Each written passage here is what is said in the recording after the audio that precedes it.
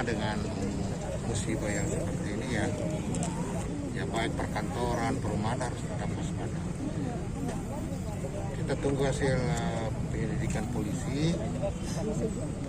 Kalau misalnya apa yang menjadi penyebabnya ya, seperti itu, kemudian tentu kita harus berpikir lagi karena ini adalah sejarah ya, punya nilai histori ya. Paling tidak harus kita kembali berpikir untuk buat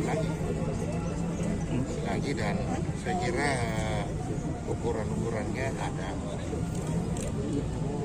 tanpa mengurangi nilai sejarahnya kita berupaya. Itu yang penting dan ini pengalaman termasuk yang di sebelah harus kita jaga itu ya. Dan ini peringatan bagi masyarakat bahwa api itu tidak mengenal siapa ya. Jadi untuk itu ya mari kita teman-teman media lah berharap menyampaikan untuk tetap waspada kebakaran ya.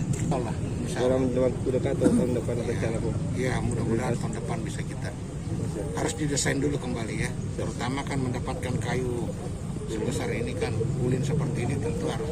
Jadi kemungkinan desainnya seperti yang semula Bang? Saya berharap kurang lebih sama.